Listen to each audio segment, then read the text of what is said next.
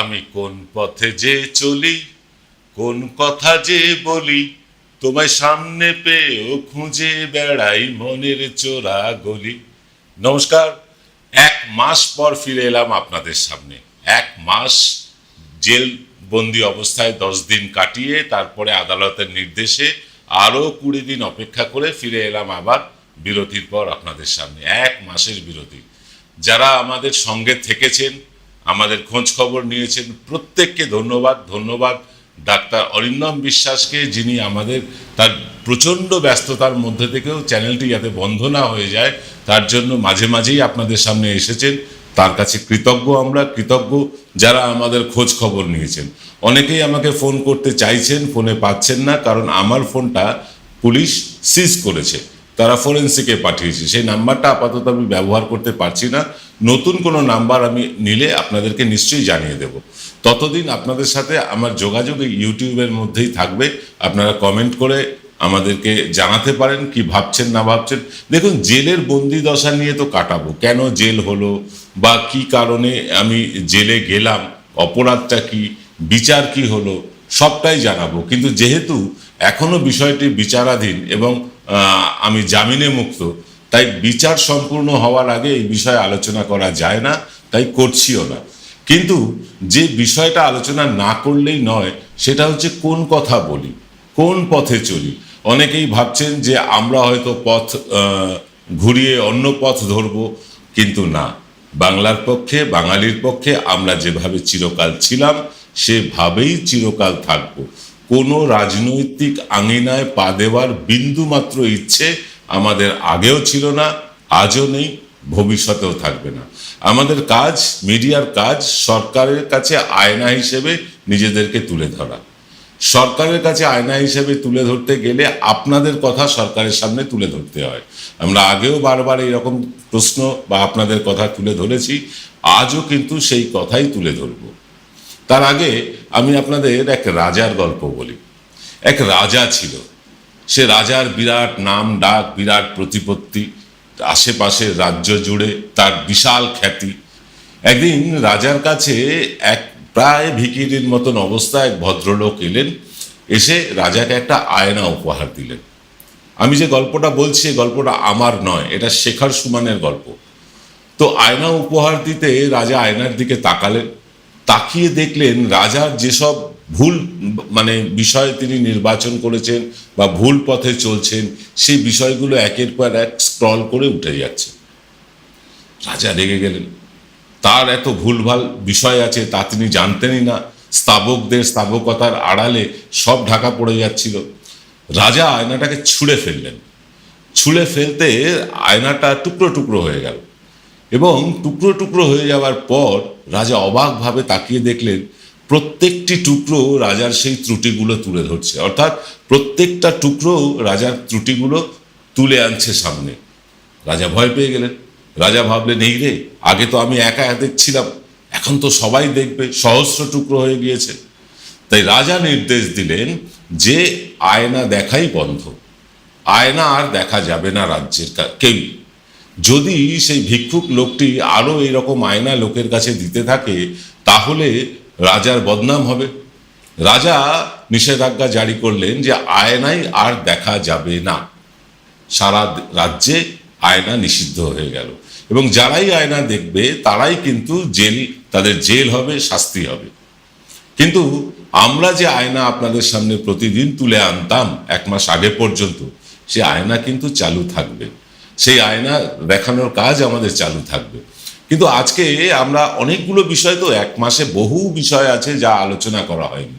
দেখুন, জেলের 10 দিনের বন্দি দশা, তারপরে 20 দিন আপনাদের সামনে আসতে না পারা, এটা ভীষণ কষ্টের, ভীষণ কষ্টের। কিন্তু তার চেয়েও বেশি কষ্টের এই যে 20 দিন আপনাদের সামনে আসতে পারিনি। বন্দি দশার সময়টা না হয় ছেড়েই দিলাম, কিন্তু তারপরে যে আপনাদের সামনে আসতে পারেনি, এটা আরো বেশি যন্ত্রণাদায়ক। অনেক কথা ভিড় করে আসছে, অনেক তথ্য সামনে এসছে, অনেক বিষয় আলোচনা করার আছে। একদিনে তো সেটা করা সম্ভব নয়। আমরা ধাপে ধাপে সেগুলো আলোচনা করব। কিন্তু প্রথম যে জলজান্ত বিষয়টা নিয়ে আজ আলোচনা করতে চাই বিরতি থেকে ফিরে, সেটা হচ্ছে তৃণমূলের ভগ্নদশা। তৃণমূল ভেঙে গেছে। তৃণমূল, দুটো তৃণমূল হয়েছে। একটা তৃণমূল নতুন সদ্য গঠিত হয়েছে, তারা বলছে আমরা অরিজিনাল তৃণমূল, তারা পার্টি অফিস দখল করতে চায়, পার্টির লোগো দখল করতে চায়, পার্টির ফান্ড দখল করতে চায়। আর এক দল বলছে না, আমরাই তৃণমূলের জন্ম দিয়েছিলাম, আমরাই আসল তৃণমূল। আমরা সাধারণ যারা রাজনৈতিক পর্যালোচনা করি, আমরা কিন্তু ঘেটে ঘ হয়ে গিয়েছি। কারা আসল তৃণমূল?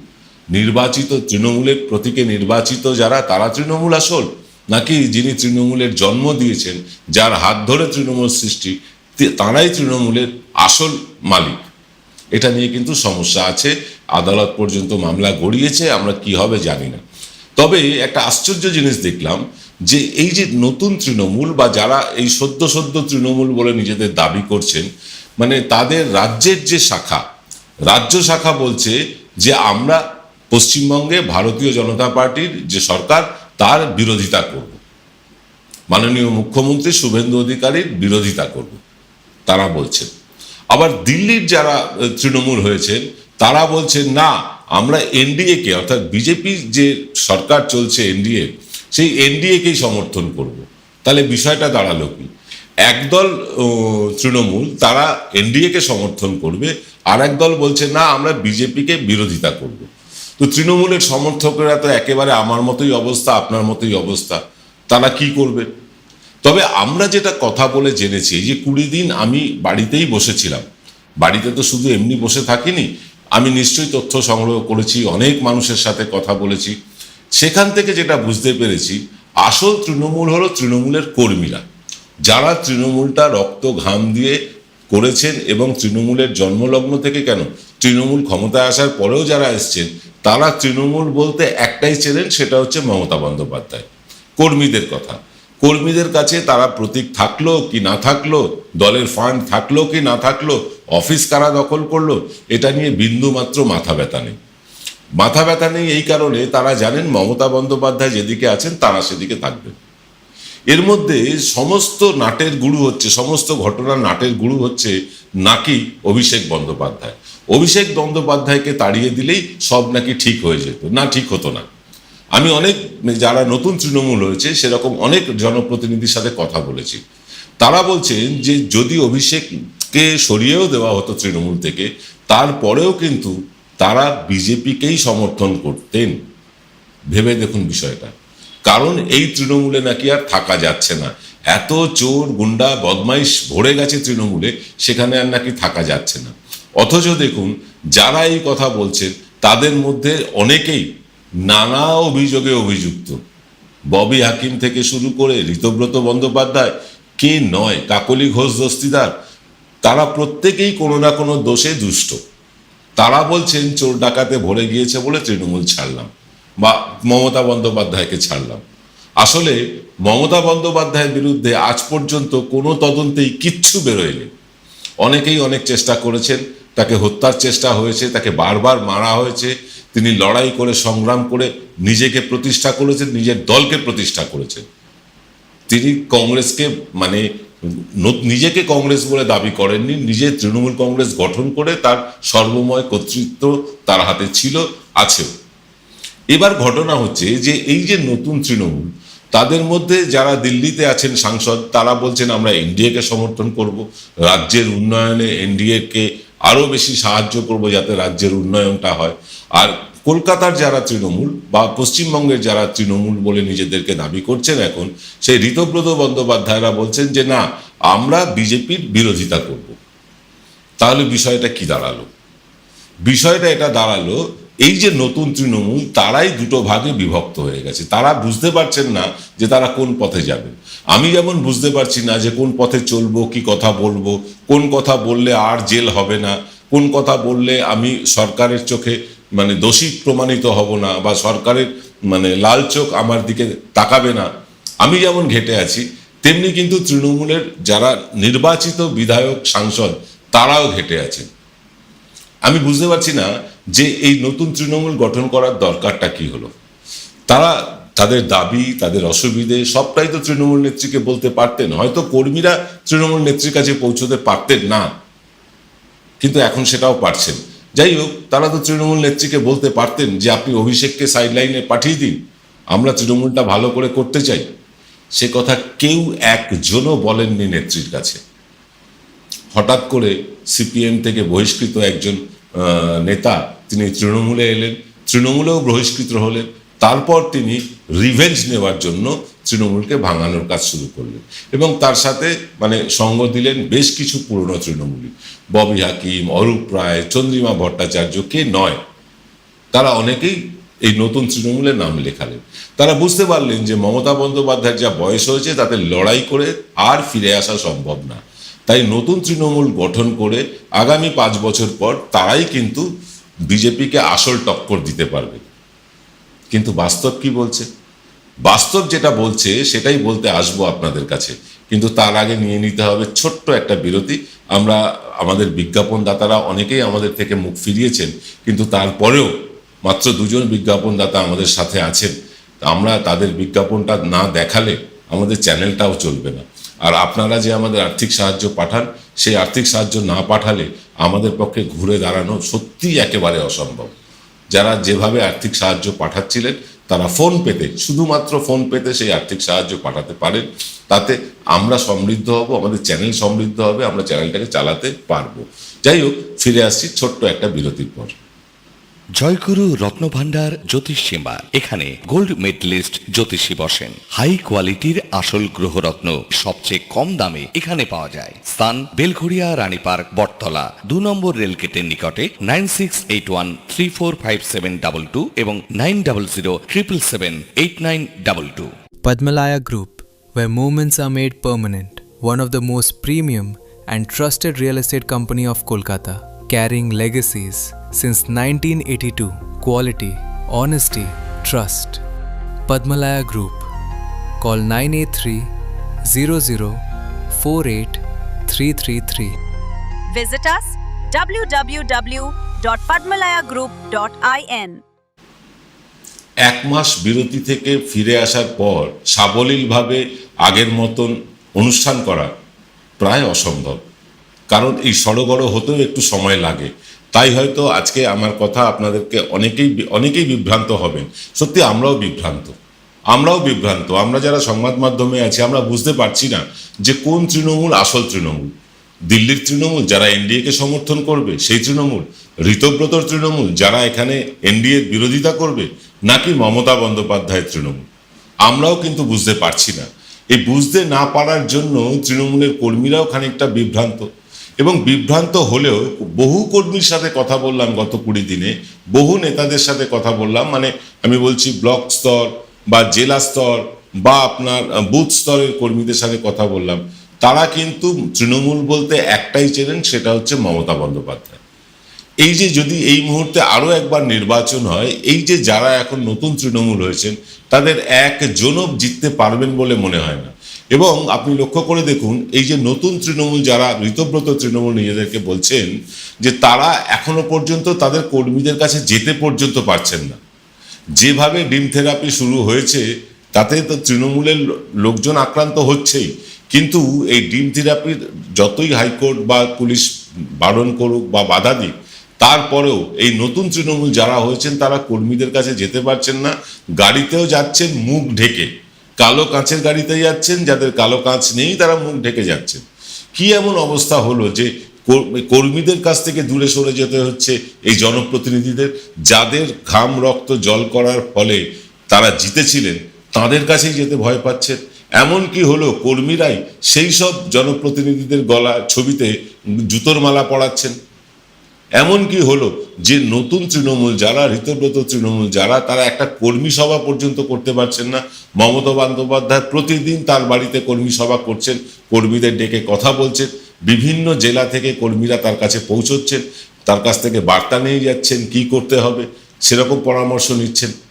নিয়মিতভাবে ফেসবুকে লাইভ করে তিনি তার দলের কথা বলছেন, তিনি তার অবস্থানের কথা বলছেন, কিন্তু আজ পর্যন্ত দেখলাম না এই যে যারা নতুন তৃণমূল হয়েছে তারা একটা কর্মী সভা করলেন, এমনকি একটা ফেসবুক লাইভ করেও তাদের অবস্থানটা স্পষ্ট করলেন। সবটাই ধোঁয়া ধোঁয়া ধোঁয়া, ওই রচনা বন্দ্যোপাধ্যায়ের মতন। তিনি যেমন হুগলি থেকে আসতে গিয়ে সবসময় ধোঁয়া ধোঁয়া দেখতেন, এখন আরবানাতে থাকতে গেলে যোগ্যতা লাগে বলছেন। সবটাই এরকম একটা ধোঁয়াশার মধ্যে চলছে, কিন্তু এই ধোঁয়াশা থাকবে না। আপনাদেরকে দায়িত্ব নিয়ে বলছি, এই ধোঁয়াশা থাকবে না, এই ধোঁয়াশা কেটে যাবে। তৃণমূল আসল কারা 21শে জুলাই সেটা প্রমাণ হয়ে যাবে। 21শে জুলাই নতুন তৃণমূল অর্থাৎ ঋতব্রত তৃণমূল এবং মমতা তৃণমূল বা কালীঘাট তৃণমূল যাই বলুন না কেন, দুপক্ষই সভা ডেকেছে এবং কংগ্রেসও তাদের নিয়ম মতন সভা ডেকেছে। এবার দেখার কথা যে নতুন তৃণমূলের সভায় কত ভিড় হচ্ছে আর মমতা তৃণমূলের সভায় কত ভিড় হচ্ছে। একটা আশঙ্কা এক তৃণমূল নেতা করলেন, মানে আদি তৃণমূল নেতা বা কালীঘাট তৃণমূল নেতা, তিনি করলেন যে বিজেপির লোকজন ভিড় করবে নতুন তৃণমূলের সভায় এবং তারা ভিড়টাকে ফুলিয়ে ফাঁপিয়ে দেখিয়ে মমতা বন্দ্যোপাধ্যায়কে অপ্রাসঙ্গিক করার চেষ্টা করবে। কিন্তু ভাড়া করা সৈন্য দিয়ে তো যুদ্ধ জেতা যায় না। তৃণমূল বা 21শে জুলাই বা মমতা বন্দ্যোপাধ্যায় কর্মীদের কাছে যে আবেগ, সেই আবেগ কি বামফ্রন্ট থেকে আসা, সিপিএম থেকে আসা ঋতব্রতর মধ্যে রয়েছে? মমতা বন্দ্যোপাধ্যায়, অরূপ রায়, এরা কি দুজন সমগোত্রীয় হতে পারেন কোনোভাবে? মমতা বন্দ্যোপাধ্যায় যখন দল গঠন করেননি, যখন তিনি তৃণমূল কংগ্রেসের যুব সভানেত্রী, তখন অরূপ রায় হাওড়া জেলার যুবর সভাপতি এবং তৃণমূল গঠন হওয়ার পর তিনি মমতা বন্দ্যোপাধ্যায়ের হাত ধরে হাওড়া জেলার সভাপতি হন। এটা তো বাস্তব সত্য। এবং তিনি যাকে সভাপতি করলেন মমতা বন্দ্যোপাধ্যায়, তিনি এখন মমতা বন্দ্যোপাধ্যায়ের সমতুল্য হয়ে গেলেন। এটা কি তৃণমূল কর্মীরা মানবে? আজকে কেন নতুন তৃণমূল বা ঋতব্রত তৃণমূল বা এই মানে যারা সদ্য গঠিত তৃণমূল বা নিজেদের দাবি করছেন তারাই আসল তৃণমূল, তারা কেন পথে নামতে পারছেন না? তারা কেন টেলিভিশন ক্যামেরার মধ্যে আটকে রয়েছেন? তারা কেন ইউটিউবের পর্দায় আটকে রয়েছেন? ভাবতে হবে। কারণ তারা জানেন যে এই যে তারা যদি পথে নামেন, যারা ঘাম রক্ত জল করে তাদের জিতিয়ে এনেছেন, তাদের সাথে যে বেইমানিটা তারা করেছেন সেই কথাটা তারা বোঝেন। অনেকেই আমাকে বলেছেন যে আমার কর্মীদের বাঁচাতে আমি নতুন তৃণমূলের নাম লিখিয়েছি। কর্মীদের বাঁচাতে মানে, হ্যাঁ, বিজেপি পশ্চিমবঙ্গে জিতে আসার পর একটা অরাজক অবস্থার সৃষ্টি হয়েছিল, চারিদিকে ডিম ছোড়াছড়ি চলছিল, পুলিশ যত্রতত্র গ্রেফতার করে কোমরে দড়ি পরিয়ে ঘোরাচ্ছিল, এটা বাস্তব সত্য, এর মধ্যে কোনো ভুল নেই। এখান থেকে কর্মীদের বাঁচাতে নতুন একটা ব্লক তৈরি করতে হবে, এটা কিন্তু একেবারেই যুক্তিগ্রাহ্য, অন্তত আমার মনে হয়। আপনাদের কি মনে হয়েছে কমেন্ট করে জানাবেন, কারণ আপনাদের সাথে এই মুহূর্তে আমার কথা বলার মতন ফোন নাম্বার নেই। তাহলে নিয়মিত যেভাবে আপনাদের সাথে ফোনে কথা বলতাম সেভাবে নিশ্চয়ই বলতাম, কিন্তু আপনারা কমেন্ট করে জানাবেন, আমরা জানতে উৎসাহী। আপনারা ভাবছেন যে আমরা রাত্রিবেলা থার্ড আই অনুষ্ঠানটা আনছি, তাহলে কি এক্স ফ্যাক্টর বন্ধ হয়ে গেল? না, এক্স ফ্যাক্টর বন্ধ হবে না। আমরা প্রতিদিন রাত্রিবেলা 8টায় এই অনুষ্ঠানটা আনবো। এক্স ফ্যাক্টর আপাতত কয়েকদিনের জন্য বন্ধ, এক্স ফ্যাক্টর আবার ফিরে আসবে। তবে হ্যাঁ, সকালবেলা এক্স ফ্যাক্টর যেটা হবে সেটা অন্য একটা চ্যানেলে, এক্স ফ্যাক্টর নামের চ্যানেলেই হবে। এক্স ফ্যাক্টর নাম দিয়ে একটা নতুন চ্যানেল আমরা আনছি, সেই চ্যানেলেই এক্স ফ্যাক্টর দেখতে পাবেন।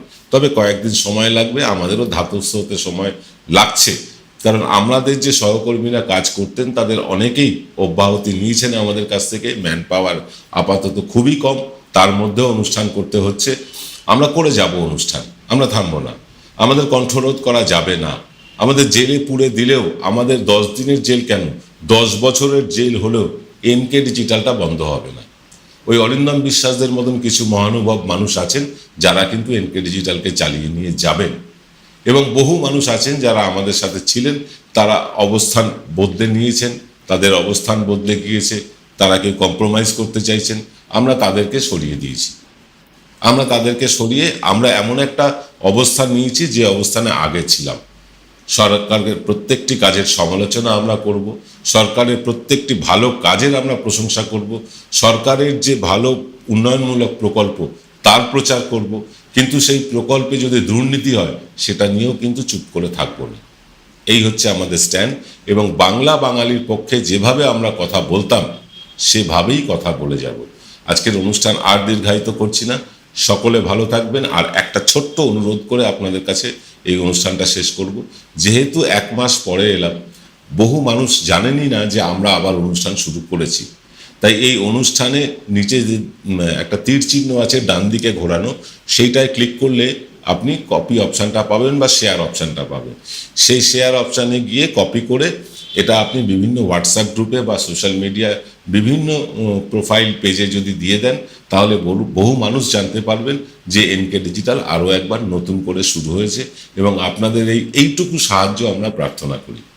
আমরা নতুনভাবে চলতে চাইছি, নতুন করে চলতে চাইছি, এবং সেই পুরনো পথেই চলতে চাইছি। সকলে ভালো থাকবেন, শুভেচ্ছা রইল, শুভরাত্রি।